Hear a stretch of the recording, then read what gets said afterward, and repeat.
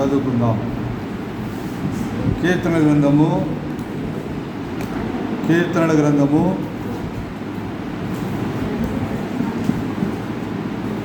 రాలేదు. కీర్తనల గ్రంథము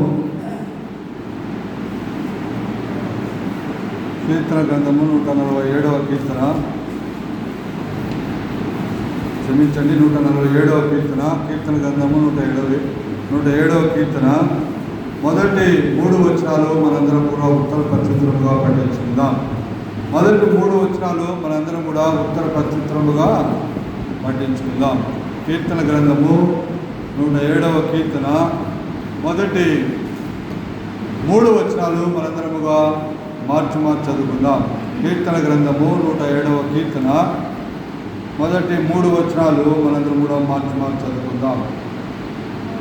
లేకుంటే యెహోవా దయాళుడు, ఆయన కృతజ్ఞతాస్తుతులు చెల్లించుడి, ఆయన కృప నిత్యముండును.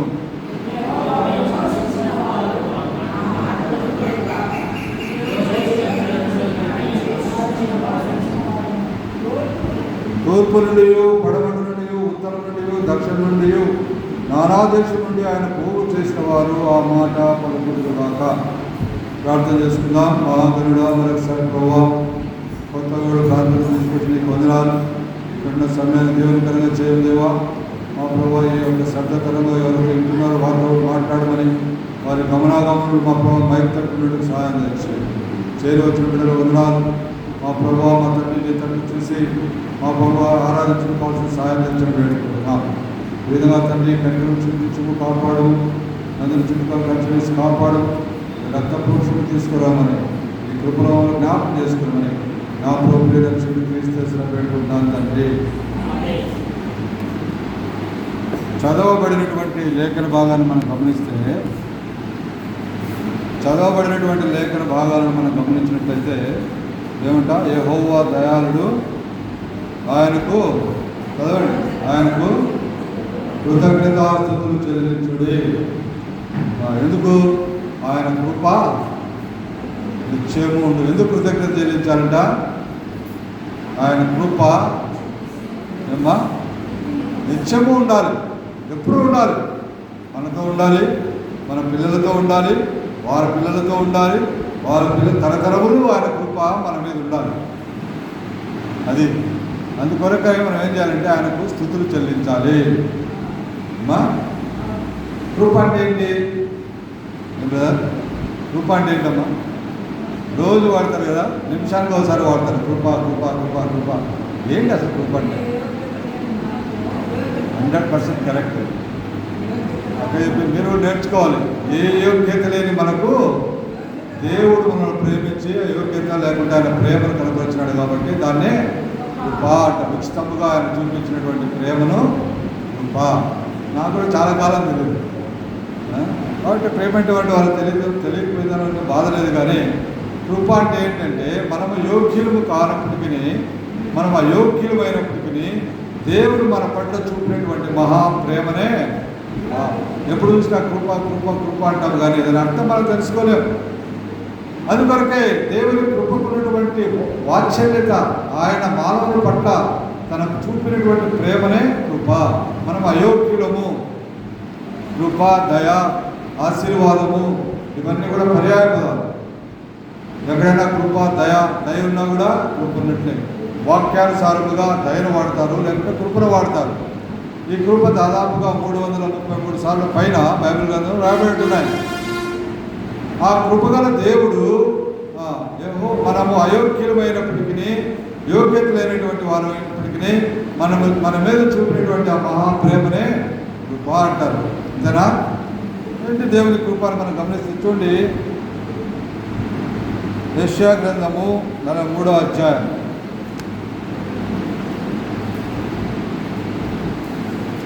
యెషయా గ్రంథము 43వ అధ్యాయం 5వ వచనం చదివితే 43వ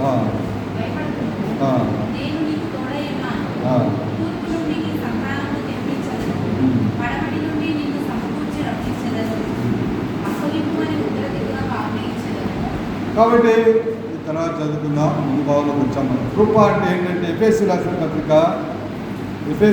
పత్రిక 2వ అధ్యాయం, ఎఫెసీయులకు రాసిన పత్రిక 2వ అధ్యాయం 8వ వచనం గమనించండి. మీరు విశ్వాసము ద్వారా కృపచేతనే రక్షించబడి ఉన్నారు. ఇది మీ వలన కృప అంటే ఇది మన వలన దేవుని వరం. అది చూసారా, కృపచేతనే రక్షించబడి ఉన్నారు. అది మీ వలన కలిగి కాదు, దేవుని వరమే. మన రక్షణ ఎట్లుందంటే కృప ద్వారా మనం రక్షించబడి ఉంటున్నాం. అది దేవుని వరం. కేవలం మన మంచితనం బట్టి, మన నీతిని బట్టి మనం రక్షించబడలేదు, కానీ మనం కృపచేతనే రక్షించబడి ఉన్నాం. కాబట్టి ప్రేమైనటువంటి వాళ్ళరా 4వ అధ్యాయం నుండి 4వ వచనం నుండి 8వ వచనం వరకు మీరు చదివితే అవన్నీ కూడా అక్కడ రాయబడి ఉంటున్నాయి.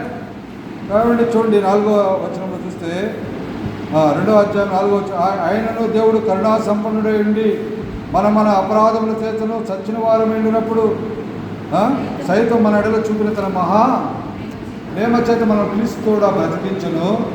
కృపచేత మీరు, ఇది కృప అంటే ఏంటి? కృప అంటే మనం అయోగ్యమైనప్పటికీ దేవుడు మనములను లోకానుసారంగా కూడా కృప అంటే యోగ్యత లేని వారికి దయచేసేదని ఈ మధ్య మనం ఎప్పుడు చార్టీ పెట్టినదంటే కొట్టారు. కృప అంటే ఏంటి చూడడం లేదు, అదే చెప్పారు.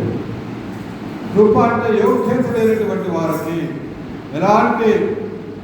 అలాంటి వారికి దేవుడు ఏం చేశాడంటే కృప చేతనే మనము బ్రతికించబడి ఉంటున్నాం, రక్షించబడి ఉంటున్న పిల్లరా. కాబట్టి అనేకమైన సందర్భాల్లో కృప గురించి అక్కడ రాయబడి ఉంటున్నాయి. కానీ చూడండి, రోమీయులకు రాసిన పత్రిక 6వ అధ్యాయం, రోమీయులకు రాసిన పత్రిక 6వ అధ్యాయం 14 చదివితే మనము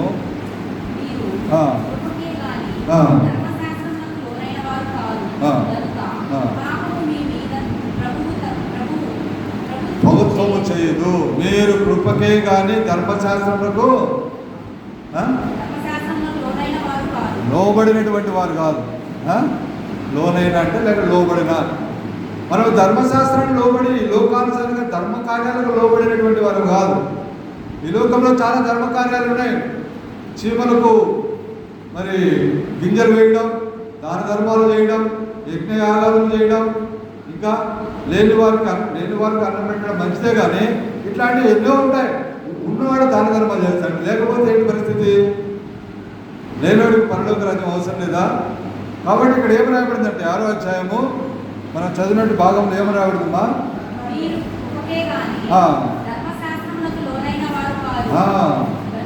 కనుక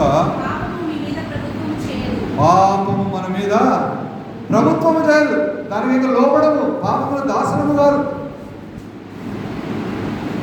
మన మీద ఎవరు ప్రభుత్వం చేస్తారంటే యేసుక్రీస్తు ప్రభు. ఎవరైతే మన మీద కృప చూపినాడో ఆయన ప్రభుత్వములో, ఆయన ప్రభుత్వం కింద, ఆయన ఆధీనంలో మనం ఉన్నాం. కృపచేతనే రక్షించబడినాము. కాబట్టి ఆ కృపగల దేవుని ఆధీనంలో ఉన్నాం. ఆ కృపగల దేవుని యొక్క ప్రభుత్వం కింద మనం ఉన్నాం. అంతేగాని మనం ధర్మశాస్త్రాన్ని లోనైనటువంటి వారు కాదు. ధర్మశాస్త్రం అంటే పితృ పారంపర్యమైన ఆచారముల గురించి చెప్పినటువంటి ధర్మశాస్త్రం. ధర్మశాస్త్రంలో అవసరమే, కానీ దానికంటే శ్రేష్టం ఏమిటంటే దేవుని కృప ఉచితముగా మనం పొంది ఉంటున్నాం. కాబట్టి ప్రేమైనటువంటి వాళ్ళరా, మనము ఎప్పుడైనా కృప అని వచ్చిందంటే దీనికి నేను యోగ్యుడిని కాదు అనేది మనము అర్థం చేసుకోవాలి. ఎప్పుడైతే అంటే అర్థం చేసుకుంటామో, చూడండి ఆదికాండము 6వ అధ్యాయం, కృపకు ఒక వ్యక్తిని మనము చూసుకుందాం త్వరగా. 6వ అధ్యాయం 8వ వచనం చదవండి. 6వ అధ్యాయం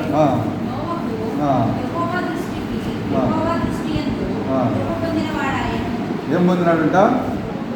నోయోహో అయితే నోహో యెహోవా దృష్టి యందు కృప పొందినవాడు ఆయన. ఎప్పుడు? 6వ వచనం మొదటి వచనం చదవండి. 6వ అధ్యాయం మొదటి వచనం, నరుల భూమి మీద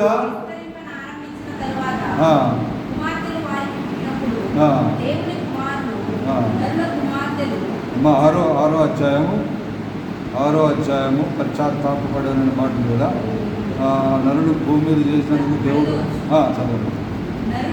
నరుల చెడుతనము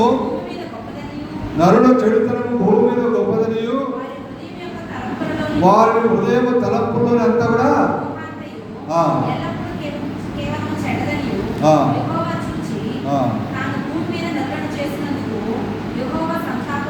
ఏం చేశాడంట? యెహోవా సంతాపపడుతున్నాడు. భూమి మీద నరులను చేసినందుకు ఎంతో సంతాపపడుతున్నారు. నరుల హృదయం చెడ్డది, అది దుర్మార్గమైన ఆలోచన కలిగింది. ఇలాంటి చెడ్డమైనటువంటి, ఎందుకు పనికిరానటువంటి వాడిని, పాపాత్ముడైనటువంటి వాడిని దేవదేవుడు ప్రేమించి ఏం చేశాడంట? నోహును జ్ఞాపకం చేసుకుంటే ఏమని? నోహు దేవుని చేత కృప పొందను. ఏం కృప పొందాడు నోహు? ఏం కృప? అందరికీ తెలుసు కదా. ఓడగట్టించాడు. ఓడగట్టించి ఆ ఓడనే అనేకులు రమ్మని పిలుస్తూ ఉన్నాడు. 100 సంవత్సరాలు దాదాపుగా. ఆయా లోకము జలప్రళయం అవుతుంది. అప్పుడు వానంటే తెలియదు జనాలకు. భూమిలో నుండి నీరు పైకి ఉబికి పంటలు పండించుకునేవారు. వర్షం అప్పటివరకు రాలేదు. వాళ్ళందరితో చెప్తున్నాడు, లోకంలో వర్షం అంట ఏదో వస్తుందంట, అందుకనే దేవుడు నన్ను ఓడని సిద్ధపరిచాడు, మీరందరూ కూడా ఈ ఓడలోకి రాండని పిలుస్తూ ఉన్నాడు. ఎంతమంది వచ్చారు? ఎవరు రాలే, వాళ్ళ కుటుంబం తప్ప. ఎవరు రాలే? వాళ్ళ కుటుంబం, 3 కొడుకులు, కోడళ్ళు, వాళ్ళ భార్య తప్ప ఎవ్వరు కూడా అందులోకి రాలేదు. పశువులు వచ్చినాయి, నోరులోని జీవం వచ్చినాయి. అవన్నీ ఎందుకంటే దేవుడు మానవుల హృదయం మాత్రం చెడిపోయింది, కానీ మిగతా సృష్టి యావత్తులు దేవుడు ఎంత సృష్టించిందో అట్లనే ఉంది. అందుకే ఎద్దు తన కామాంతులు, ఎద్దు తన ఇంటి యజమాని ఎరుగుతుందంట కదండి. మన పశువు, మన బర్రెను, మేకలు, మన ఆవు మన ఇంట్లో ఉంటే మనం ఎక్కడో 5 కిలోమీటర్ల దూరంలో వదిలిపెట్టేసి వస్తే అది మన ఇంటికి వస్తుంది. ఎందుకు? దాని యజమాని ఎవరో దానికి తెలుసు. ఒక కుక్క ఉందనుకోండి, మా ఇంట్లో కుక్క ఉంటారు. నేను దాదాపు 12 కిలోమీటర్లు పోతే మా అవగారింటి కాడి నుంచి పరిగెత్తుకుంటూ మేము బస్సులో వస్తాను చెప్పి నేను వచ్చే లోపల మా ఇంటి దగ్గర ఉండదు. నేను మళ్ళీ బస్సులో వెళ్ళి మా అవగారికి వెళ్తే నాకంటే ముందు అక్కడ ఉండేది. అది చూసారా? ఈ జంతువులు కానీ ఈ సృష్టి యావత్తులు దేవుడు సృష్టించిన ప్రకారమే ఉంది. అయితే మానవుడు ఏం చేశాడంటే చెడిపోయి ఉంటున్నాడు. అందుకొరకే ఈ లోకం మీద, భూమి మీద మానవుడు చేసినందుకు దేవుడు సంతాపపడినప్పుడు ఒక ఆయన గుర్తొచ్చాడు. ఎందుకంటే నిందారహితుడు. ఆయన చూసి ఏం చేశాడంటే దేవుడి చేత కృప పొందినాడు కాబట్టి రక్షించబడ్డాడు లేదమ్మా. జలప్రయోగం నుండి నోహు రక్షించబడ్డాడు. ఈనాడు పాప భూయిష్టమైన ఈ లోకంలో నుండి, దుష్టంలో నుండి, లోకంలో నుండి నన్ను రక్షించిన కొరకే యేసుక్రీస్తు ప్రభువు 3 రేకుల మీద ఏలాడబడి తన రక్తాన్ని చెంది నీ కొరకు, నా కొరకు మనము కృపకు పాత్రులు కానప్పటికీ, మనము యోగ్యత లేనటువంటి వారైనప్పటికీ, దుర్మార్గులమైనప్పటికీ, పాపాత్ములైనప్పటికీ, లోకములో, పాపములో, శాపములో, మరణములో, అంధకారంలో, చీకటినటువంటి నన్ను ఆ దేవాది దేవుడు ప్రేమించి 3 రేకుల మీద వేలాడబడి ఆఖరి బొట్టు రక్తం వరకు నీ కొరకు, నా కొరకు చిందించాడంటే దేని వల్ల చిందించింట? ఆయన కృప వల్లనే. అంతేనమ్మా. ఆయన కృప వల్ల మనము రక్షించబడి ఉంటున్నాము. ఇది మన జ్ఞానము కాదు. అబ్రహాము చెప్తాడు, అబ్రహాము దేవుడు నమ్మను, అది అతనికి. అబ్రహాము దేవుడు నమ్మినాడు. మనం చేయాల్సింది ఏం లేదు. గొప్ప గొప్పగా చేయాల్సిన దాన ధర్మాలు లేకుంటే ఇంకోటి నువ్వేం తీసుకురావాల్సిన అవసరం లేదు. నువ్వు ఏంటంటో నీ ఇంట్లో ఉండేవన్నీ తీసుకొచ్చి ఎవరు అడగరు.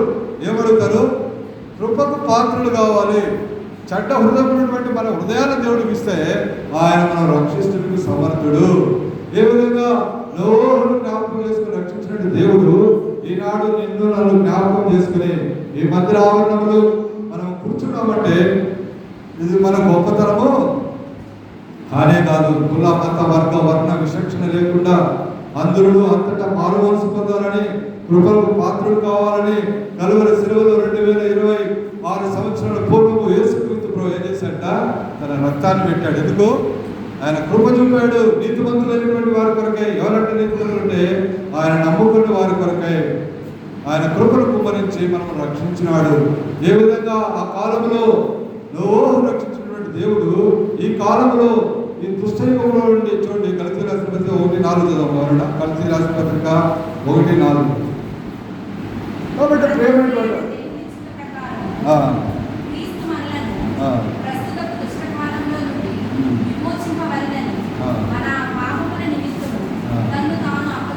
తను తాను ఎందుకు అప్పగించుకున్నాడంటే దుష్టలోకంలో కాపాడాలని. ఊరినే కాదు, ఊరినే రాలేదు, ఆసమాసిగా రాలేదు. ఆయన జన్మకారుడు. ఆయన జన్మంలో అర్థం ఉంది. ఆయన రాబడిలో అర్థం ఉంది. యావత్ ప్రపంచాన్ని సృష్టించిన ఆ సృష్టికర్త దేవాది దేవుడు నీ కొరకు నా కొరకు మరణోదయముగా ఈ భూమి మీదకి వచ్చి పాపంలో, శాపంలో, మరణంలో, దుష్టకృతంలో ఉన్నటువంటి నిన్ను నన్ను మనం రక్షించినాడు. అందుకొరకు మనం ఏం చేయాలి? ఆయనకు కృతజ్ఞతాస్తుతులు కదా. తూర్పు నుండి, పడవ నుండి, ఉత్తరం నుండి, దక్షిణం నుండి, నానా దేశం నుండి భోగినటువంటి వారు ఆ మాట పలుకుదురు కాక. ఏ మాట? యెహోవా దయాళుడు, ఆయన కృప. అది అందుకొరకే ఆయన విమోచించిన, 2వ వచనం చూస్తారు కదా, ఆయన విమోచించిన వారు ఆ మాట పలుకుదురు. కాబట్టి మనం విమోచపడి ఉంటే మనం ఆ మాట పలికే వాళ్ళుగా ఉండాలి. మొట్టమొదటిగా ఆయన కృప చూపించాడు, మనం రక్షించినాడు. రెండవదిగా మనం విడుదల దయచేశాడు. చూడండి, నెహమ్యా గ్రంథము 9వ అధ్యాయం, నెహమ్యా గ్రంథము 9వ అధ్యాయం 28వ వచనం మనం గమనిస్తే,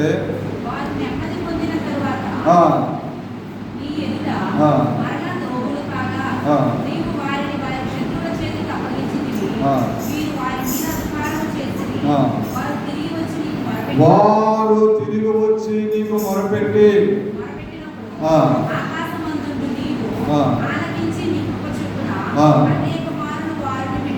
కాబట్టి ఎక్కడ విడిపించినాడు? శాపంలో ఇశ్రాయేలు ప్రజలు రక్షించబడి, ఇశ్రాయేలు ప్రజలు చెడిపోయినప్పుడు, లేకుంటే మనం ఈ లోకంలో తప్పిపోయినప్పుడు మనం మొరపెట్టుకుంటే ఆయన మనకు విడుదలిస్తాడు. వాళ్ళందరూ ఎలాగా ఆనందంతో విడుదలిచ్చాడంట. చూసారా, నెహమ్యా కాలంలో ఇశ్రాయేలు ప్రజలందరినీ కూడా నపుంసకులుగా చేయబడినటువంటి వారందరినీ కూడా ఏం చేశాడంటే కృప ద్వారానే వాళ్ళని విడుదల చేశాడు. ఇది మన శక్తి, భక్తి ఎంత మాత్రం కాదు. చూడండి, నిర్గమాకాండము 15వ అధ్యాయం, నిర్గమాకాండము 15వ అధ్యాయం 3వ వచనం గమనించినట్లయితే, నిర్గమాకాండము 15వ అధ్యాయము 3వ వచనం, 15వ అధ్యాయం 3వ వచనం చూస్తే,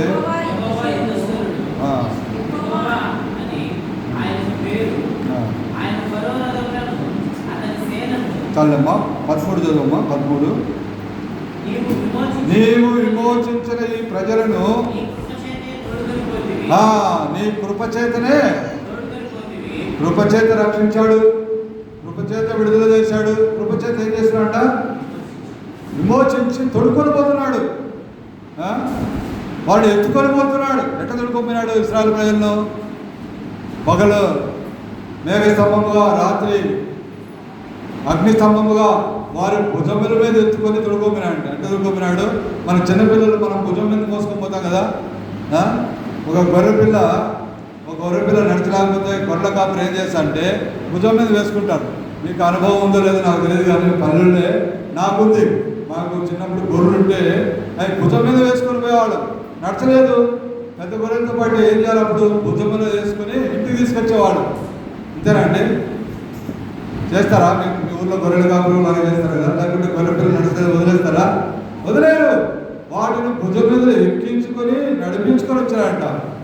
కాబట్టి కృపచేతనే దేవాదేవుడు విమోచించినటువంటి వారు కృపచేతనే మొట్టమొదటిగా రక్షించినాడు, రెండవదిగా విడుదల తెచ్చేసినాడు, మూడవదిగా ఆ యొక్క కృపాసనం యొక్కకి పరలోక రాజ్యానికి మనందరినీ కూడా ఆయన నడిపిస్తూ ఉన్నాడు. పిల్లరా, మన సండే స్కూల్ పిల్లలు చెప్తూ వచ్చినాడు కదా, దేవుడు తన ఇంటి అనేక నివాసములు కలవు, లేని వారికి ఆ నివాసాలు, ఆ పట్టణానికి నిన్ను నన్ను ఎత్తుకొని పోతున్నాడంట. అది గొప్ప దేవుడు అండి. ఈ ప్రపంచంలో ఇలాంటి వాడు ఎవరు లేరు. అందుకొరకే మనం కృతజ్ఞతాస్తుతులు చెల్లించ బద్దలవుతున్నాం. ఒకసారి నమ్ముకునేటువంటి వారు, ఒకసారి రుచి చూచినటువంటి వారు వెనక్కి వెళ్ళలేకపోతున్న కారణం ఏమిటి? దేవుని ప్రేమ అంటాడిది. చూసారా ఎంత గొప్ప ప్రేమ! ఎన్ని అవమానాలు వచ్చినా, ఎన్ని నిందలు వచ్చినా, రకరకాలు మాట్లాడినా, బంధువులు వెలివేసినా, మీకు మాకు సంబంధం లేదని చెప్పినప్పటికీ ఎంత మాత్రం భయపడకుండా దేవుడు మాత్రం వెంబడించేవాళ్ళు, తల్లిదండ్రులు వెలివేసినటువంటి చాలా మంది పిల్లలు ఉన్నారు. నా దగ్గర మల్లికార్జున అని డిప్లొమా చదివిన అబ్బాయి ఇంజనీరింగ్ పనిచేసేవాడు. వాళ్ళ అమ్మగారు ఇంట్లో తెరవేశాడు, దేవుడు నమ్ముకోరాడు. తర్వాత కలుసుకున్నారు. ఎప్పుడో వచ్చి మందిరం నుండి చదువుకొని డిప్లొమా కంప్లీట్ చేశాడు, మంచి ఉద్యోగం చేస్తున్నాడు హైదరాబాద్. చూసారా, తల్లిదండ్రులు ఆ మల్లికార్జున రెడ్డి అనే అబ్బాయిని వాళ్ళ ఇంట్లో నుంచి తరివేశారు. అతను ఈ మందిరంలో ఆ మందిరంలో ఉంటూ అక్కడ వాళ్ళు పెట్టి తింటూ పనిచేస్తూ తన ఇంజనీరింగ్ పూర్తి చేశాడు, డిప్లొమా ఇంజనీరింగ్ సివిల్. దగ్గర కొద్దికాలం పనిచేశాడు, ఇప్పుడు కూడా టచ్లో ఉంటాడు నాకు. కాబట్టి ప్రేమ ఏంటంటారా, దేవుడు అతను దీవించాడు, ఆయనకు మంచి భార్యను ఇచ్చినాడు, తర్వాత మంచి పిల్లల్ని ఇచ్చాడు, ఆయన కుటుంబం కట్టబడుతూ వచ్చింది. ఇలాంటి వారు ఎంతోమంది ఉన్నారు, వాళ్ళందరూ బట్టి మనకు అవసరం లేదు. కానీ చూడండి ప్రేమటువంటి వారా మనం చూస్తే వంగిపోయిన నడవగలిగినటువంటి వారిని ఏం చేసి అంటావు బాబా వంగిపోయి నడుస్తుందంటే ఏమమ్మా నీ పరిస్థితి అంటే లూకాసు వార్త 11వ అధ్యాయంలో చదవద్దంటే చూస్తే మనకు అర్థమవుతుంది, సమయం అయిపోతుంది. కాబట్టి ఆ వంగిపోయి నడుస్తున్న ప్రభావాన్ని కరుణించవా అంటే నీవు బాగుపడుతున్నావా అంటే ఆ వంగినామను ఎప్పుడైతే పుడుతూనే చెప్తూనే లేచి నిలబడింది. కాబట్టి కృపచేతనే మనము విడుదల అంటే వంగిన స్థితిలో నుంచి విడుదల పొందినారు. రక్తస్రావం కలిగినటువంటి స్త్రీ విడుదల పొందింది. ఈ విధంగా బైబిల్ గ్రంథంలో చాలా మంది విడుదల పొందారు. కాబట్టి నేను కూడా వంగిన స్థితిలో ఉన్నటువంటి నిన్ను, అవమాన స్థితిలో ఉన్నటువంటి నన్ను దేవుడు ఏర్పరచుకొని రక్షించి అంత మాత్రమే కాకుండా ఆయన కృపాసనం ఎదుగు మమ్మల్ని నడిపించేవాడుగా ఉంటున్నాడు. కాబట్టి చూడండి లూకాసు వార్త క్షమించండి తీతు పత్రిక 3వ అధ్యాయం, తీతు పత్రిక లేకుంటే తర్వాత చదువుదాం. అది చూడండి యెషయా గ్రంథము 55వ అధ్యాయం, యెషయా గ్రంథము 55వ అధ్యాయం 3వ చదవండి ఎవరైనా.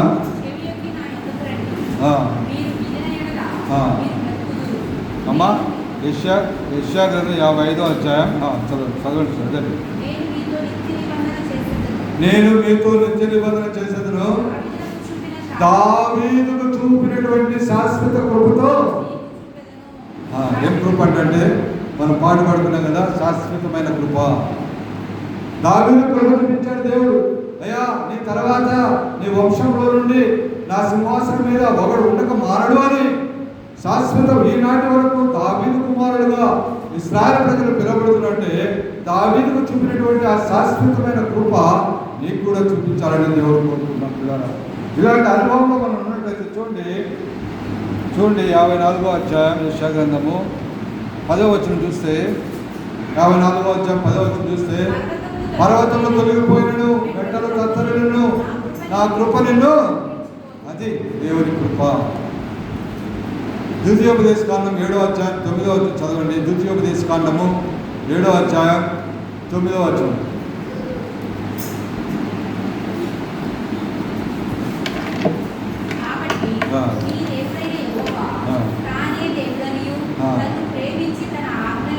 తానే దేవుడనియు తను ప్రేమించి తన ఆజ్ఞలను అనుసరించు వారికి, తన నిబంధన స్థిరపరచు వారికి ఎన్ని రోజులంట?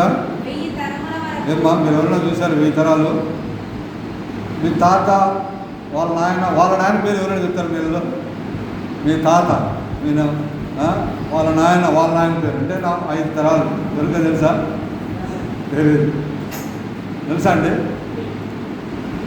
మేము హిందూ బ్యాక్గ్రౌండ్ కాబట్టి మా అన్నదమ్ములందరూ కూడా పిండం పెడతాము.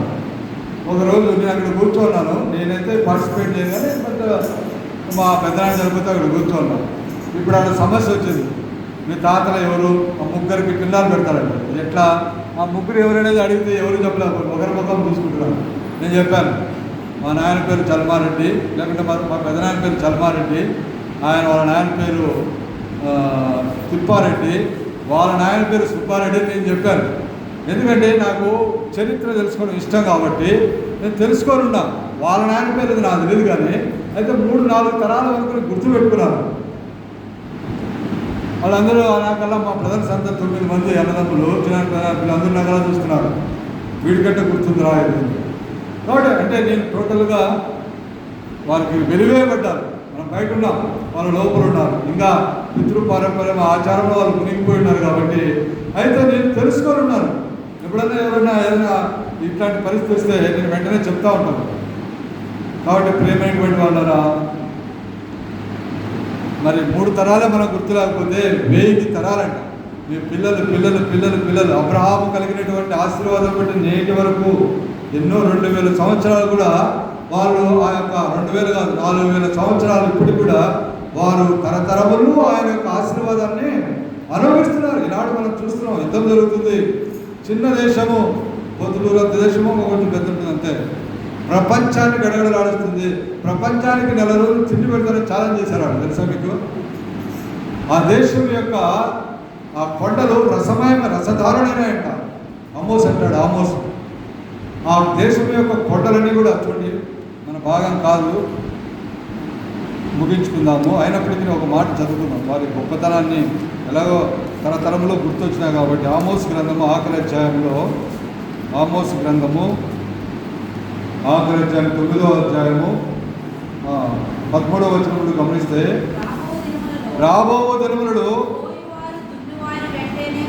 కోయువారు దున్నువారు వెంటనే వచ్చెదరు,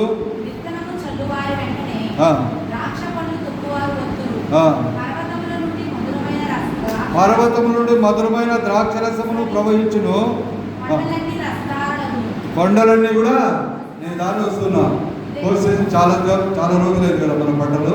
అక్కడ అట్ట కాదంట, కోసేవారు కోస్తూనే ఉంటారు, ఇచ్చేవాడు వెనక పక్కనే ఉంటారు. చూడండి, నా మాట కాదు, కింది భాగం చూస్తే చదవమ్మా. మరియు శ్రమణ నుంచి నా జనులకు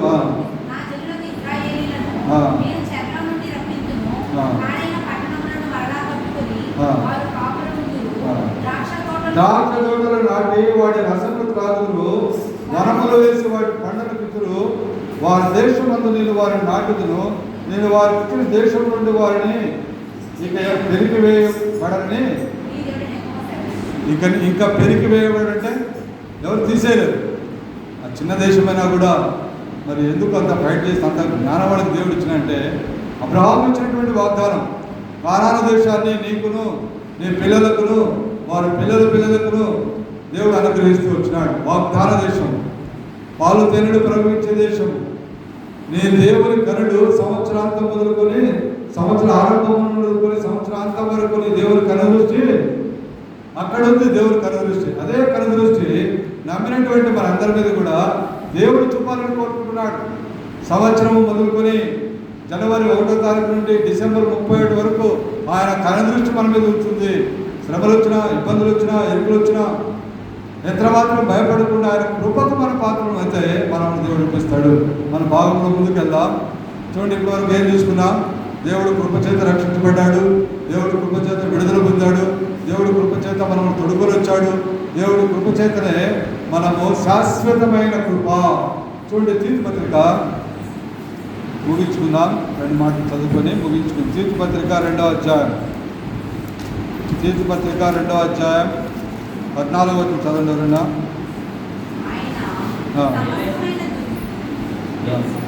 3వ అధ్యాయం క్షమించండి, 3వ అధ్యాయం 6వ వచనం చదవమ్మా. 6వ వచనం నుండి, మనం ఆయన కృప వలన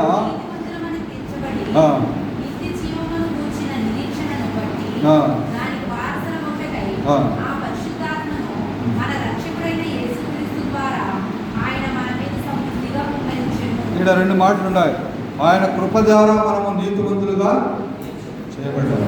ఇంకొకటి, ఆయన కృప ద్వారా నీతిమంతులైనటువంటి మనలను నిత్య జీవానికి, అంతే కదా, నీతిమంతులుగా మొట్టమొదటిగా రక్షించినాడు, విడుదల చేసినాడు, శాశ్వతమైన కృప చూపించాడు. 4వదిగా ఆయన కృప ద్వారా మనం వాళ్ళ నీతిమంతులుగా చేశాడు. అంతేనండి, ఆయన కృప ద్వారా మనలను నీతిమంతులుగా చేశాడు. 2వదిగా చూస్తే ఆ నీతిమంతులైనటువంటి వారిని నిత్య జీవానికి ఏం చేశాడ? వారసులుగా చేశాడు. ఆయన కృప ద్వారానే మీరు ఏమైనారంట? నీతిమంతులై ఉంటున్నారు. కేవలం ఆయన కృప ద్వారా మనం నీతిమంతులుగా చేయబడ్డాం. ఆయన కృప ద్వారానే మనము, ఎవరైనా రోమీయుల రాసిన పత్రిక 4వ అధ్యాయం 2వ వచనం చదవండి.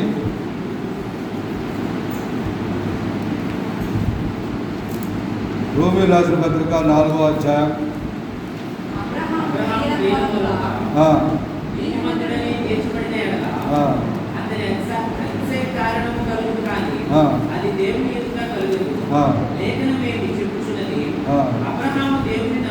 అబ్రహాము దేవుని నమ్మెను, అది అతనికి నీతిగా ఎంచబడింది. కాబట్టి ప్రేమైనటువంటి వాళ్ళరా, దేవుడు అబ్రహాము నమ్ముడును బట్టి నీతిగా ఎంచబడింది. ఇంకొక మాట మనం చూసుకుందాం. చూడండి, 51వ కీర్తన 14వ వచనం. 51వ కీర్తన 14వ వచనం. దేవా నా రక్షణకర్తయగు దేవా, రక్తాపరాధము నుండి నన్ను విడిపింపుము. అప్పుడు నా నాలుక నీతిని గురించి ఉత్సాహగానము చేయును. నా నాలుక రక్తాపరాధుల చేత నన్ను క్షమించుము, నేను రక్తాపరాధముల చేత ఉన్నానని దావీదు మహారాజు తన యొక్క పాప స్థితిని ఒప్పుకుంటున్నాడు. అందులో బట్టి అతను ఏమైపోయాడు? నీతిమంతుడుగా చేయబడ్డాడు. కాబట్టి సమయం ఎక్కువైపోయింది కాబట్టి ఇంకో భాగంలోకి వెళ్దాం. కాబట్టి ప్రేమైనటువంటి వాళ్ళరా, నీతిమంతులుగా చేయబడినటువంటి వారు ఎక్కడ వెళ్తున్నారంట? వారు నిత్య జీవానికి వారసులు ఉన్నారని మనం చదువుకున్నాం కదా. చదువుమాట తీతు పత్రిక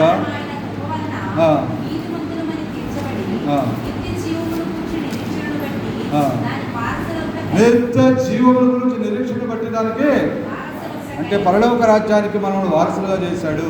మనం అనాథలుగా వదలబడలేదు. రక్షించబడమే కాదు కానీ, మనం రక్షించబడడం అని కాదు కానీ రక్షించాడు, ఆ తర్వాత విడిపించాడు, నడిపించాడు, తర్వాత శాశ్వతమైన ప్రేమతో తరతరములు మనల్ని ఆశీర్వదిస్తున్నాడు. నాలుగవదిగా ఆయన నిత్య జీవాన్ని మనకు ఇచ్చినాడు. ఐదవదిగా నీతిమంతులుగా చేశాడు. ఐదవదిగా ఆయన నిత్య జీవాన్ని మనకు ఇచ్చాడు. పరలోక రాజ్యంలో ఆ మహాపట్టణంలో నీకు నాకు ప్రవేశం అనుగ్రహించిన వారసులను చేశాడు. సంచకారులుగా ఇచ్చేటాడు. మనం ఎవరి వారమట? మనం పరలోక రాజ్యానికి ఎవరట? వారసు. నిశ్చయిత ఉందా మీకు? మనం లోకం పోతుంటే పరలోక పోతాను ధైర్యం ఉందా? అంటే చాలా సంతోషం. మనం ఎవరికి వారసు? పరలోక పట్టణానికి వారసు ఊరికే కాలే. రక్షించాడు, విడిపించాడు, నడిపించాడు, వాగ్దానం చేశాడు, ఆశీర్వదించాడు, తర్వాత నీతిమంతులుగా చేశాడు. ఇవన్నీ చేసిన తర్వాత పరలోక రాజ్యానికి నిన్ను నన్ను ఇప్పుడు ఎట్లా మనము ఆరాధించుకుని ఉంటామండి. కాబట్టి ఇన్ని చేసే దేవునికి మనం ఏం చేయాలంట? కృతజ్ఞతాస్తుతులు చెల్లించాలి. ఆరాధించుకుందామా? రండి ఆరాధించుకుందాం. తీసుకొని మళ్ళా బలలో ప్రవేశం రండి. త్వరగా ఆరాధించుకుందాం.